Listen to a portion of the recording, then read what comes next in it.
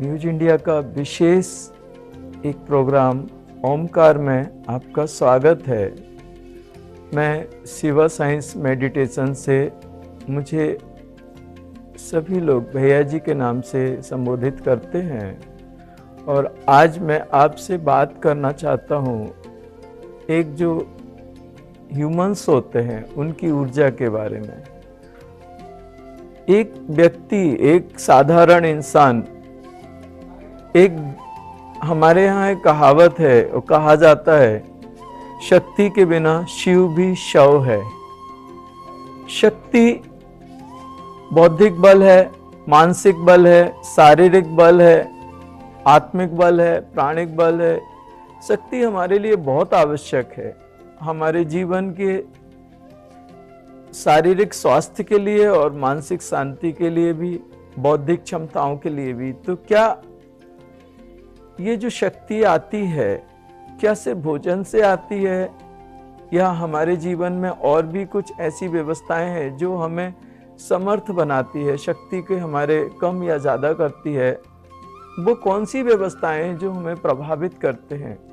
क्योंकि हमारी आज की आवश्यकता है कि हमारे शरीर स्वस्थ हो और हमारा मन शांत हो, लेकिन उसके लिए हम कहाँ चूक रहे हैं?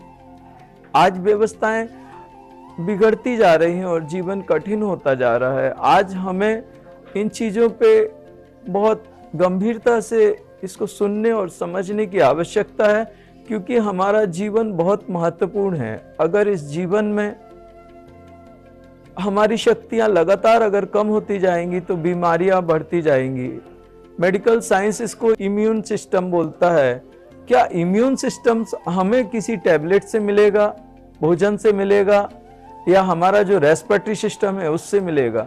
आज हम इस पे डिस्कस करना चाहते हैं और ये जो विशेष प्रोग्राम है, इस पे मैं आपसे जो ऋषियों और मुनियों की प्राचीन पुरातन पद्धति थी, उस पुरातन पद्धति में वो ऋषि मुनि जंगलों में जाके और कम साधन में भी एकदम स्वस्थ रहते थे और अपनी व्यवस्थाओं को व्यवस्थित रखते थे।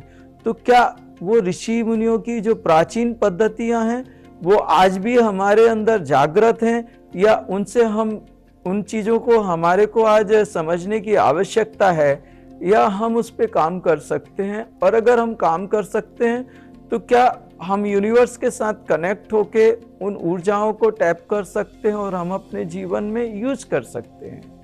मैं आज इस न्यूज़ चैनल के माध्यम से आप सभी लोगों को मैं आपसे एक संबोधन देना चाहता हूँ, एक डिस्कस करना चाहता हूँ कि क्या हम और ज़्यादा सहज हो सकते हैं, सरल हो सकते हैं आज के कठिन जीवन में? और ये जो बीमारियां हैं, इनके कारण जो हमारे बॉडी के ऑर्गन्स हैं और उन ऑर्गन्स में जो प्रॉब्लम आ रही है, या तो लीवर है, या तो किडनी है, या हार्ट है, या कैंसर है। आजकल इन कैंसर बहुत बढ़ चुके हैं।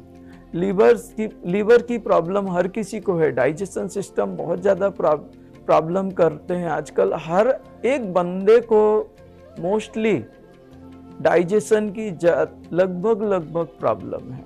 तो क्या इसके लिए कोई ऐसा उपाय है जो बेहतरीन हो और ज़्यादा प्रभावी हो और आसानी से किया जा सकता हो? क्या आज के समय में मेडिकल साइंस की जो हम हेल्प लेते हैं, उसके साथ में हम कुछ और ऐसे प्रभावी कदम स्वीकार कर सकते हैं जो हमारे जीवन को बेहतर कर सकें? तो मैं आपसे इस पे बात करना चाहता हूँ और मैं आपसे कहना चाहता हूँ कि 10% हमारे शरीर में जो ऊर्जा आती है वो भोजन से आती है। 20% जो ऊर्जा आती है वो हमारे रेस्पिरेटरी सिस्टम से आती है, जो हम श्वास लेते हैं और छोड़ते हैं। लेकिन 70% हमारी ऊर्जा जो है प्लैनेट्स के साथ कनेक्टेड है, और 10% की ऊर्जा आज के समय में क्या होता है कि जो भोजन होता है मोस्टली उसमें कहा जाता है कि केमिकल्स वगैरह यूज किए जा रहे हैं, या सेकंड हम जो रेस्पिरेटरी सिस्टम है, हम जो सांस ले रहे हैं या छोड़ रहे हैं, तो आज के समय में प्रदूषण एक बहुत बड़ी समस्या हो गई है और सारे लोग परेशान हैं इस प्रदूषण से, और इसके कारण हार्ट, लंग्स और भी बहुत सारी प्रॉब्लम्स आ रही हैं। तो हम ये नहीं कह सकते कि हमें प्योर ऑक्सीजन मिल रही है और उससे हम 20% ऊर्जा ले पा रहे हैं। तो हमारे लिए एक और रास्ता बचता है 70%, जो प्लैनेट्स, 7 प्लैनेट्स के साथ, मुख्यतः 7 प्लैनेट्स के साथ हमारी कनेक्टिविटी है। इसमें मॉडर्न साइंस भी मानता है कि सूर्य का या इन प्लैनेट्स का होना हमारे जीवन के लिए बहुत आवश्यक है। ये साइंस एक्सेप्ट करता है, विज्ञान स्वीकार करता है। तो मेरा सिर्फ आप सभी से एक डिस्कशन है, या मैं कहना चाहता हूं, क्या सारे लोग सूर्य के साथ एक जैसे कनेक्ट होते हैं? सूर्य की ऊर्जा को सब लोग एक जैसी लेते हैं, या कोई कम लेता है या कोई ज्यादा लेता है? अगर हम सूर्य की ऊर्जा से एक जैसे कनेक्ट नहीं रहते और हम सूर्य की ऊर्जा को कम लेते हैं, तो उसका हमारे शरीर पे क्या प्रभाव होता है? या हम अपने शरीर को बेहतर करना चाहते हैं तो क्या हम सूर्य की ऊर्जा से अपनी कनेक्टिविटी बेहतर कर सकते हैं? उसका कोई उपाय है? या अदर जो प्लैनेट्स हैं उनके साथ हम प्रॉपर कनेक्टिविटी बना सकते हैं? क्या ये संभव है और ये हम कर सकते हैं आज के समय में, इस भौतिक जगत में और आधुनिक व्यवस्थाओं के बीच में? तो मैं आपसे कहूँगा कि जब कुछ भी नहीं था, आधुनिक विज्ञान नहीं था, और जो हजारों साल पहले जो ऋषि परंपरा चली थी, उस ऋषि परंपरा ने एक उनकी जो क्रांति आई थी, उन्होंने जो चवियन ऋषि हुए थे उन्होंने सबसे पहले सर्जरी की थी। और वो ऋषियों का विज्ञान, वो धन्वंतरी का जो ज्ञान था, भगवान धन्वंतरी ने जो ज्ञान दिया प्राण शक्ति का और जो ऊर्जाएं बताई, उसका मुझे लगता है कि हम जो पुरानी संस्कृति छोड़ के आए हैं, आज वो स्वर्णिम युग, कहीं कुछ जहां हमारे ऋषि मुनियों की ऊर्जाओं से हम लोग बहुत प्रभावित थे और हमारा भारत ऋषियों की भूमि कहा जाता था। हमारे भारत की एक पहचान थी। यहाँ पे समर्थ हो गए, साईं हो गए, नानक हो गए, फरीद हो गए, रहीम हो गए, कबीर हो गए, और इनकी ये पहचान है हमारे भारत की।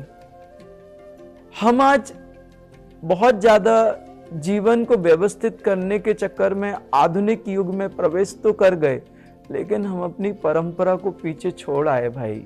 कुछ तो पीछे छूट गया, जो बेहतरीन था, जो पहचान थी, हम उससे काफी आगे निकल आए हैं।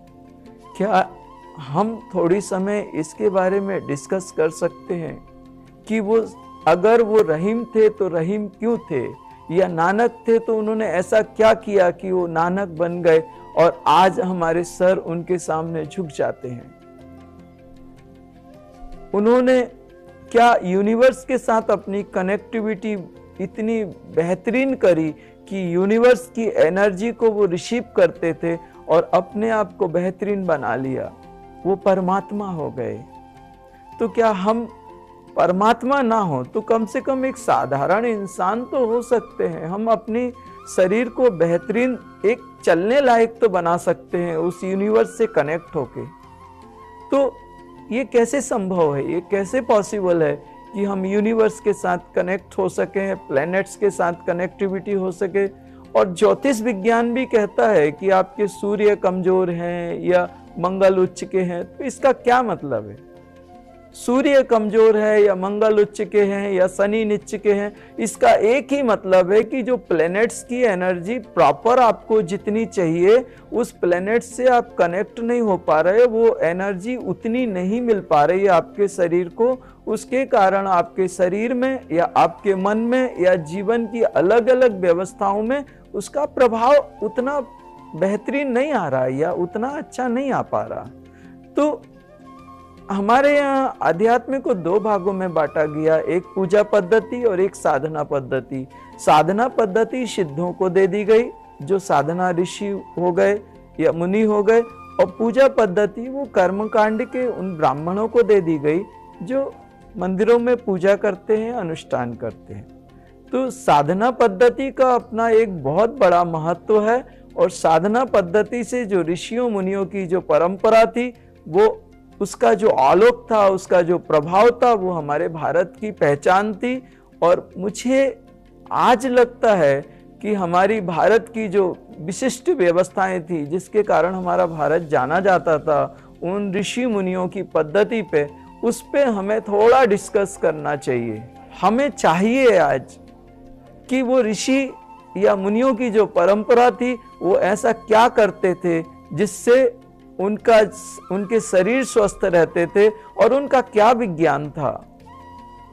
तो मैं आप सभी से इसके बारे में थोड़ा, और हमारे शरीर और यूनिवर्स की जो कनेक्टिविटी है, उसको हम कैसे कर सकते हैं, और उसका सिस्टम क्या है, उसकी पद्धति क्या है, तो मैं आपसे कहना चाहता हूँ, भगवान ने हमें कुछ शरीर जो फिजिकल बॉडी दी है वो एक है, लेकिन इसके बाद में भी हमारे शरीर में कुछ ऐसी सूक्ष्म व्यवस्थाएं रखी हैं जो बेहतरीन हैं, और जो कोई विशिष्ट लोग ही यूज करते हैं, और जो उनको यूज करता है वो बेहतरीन होता है।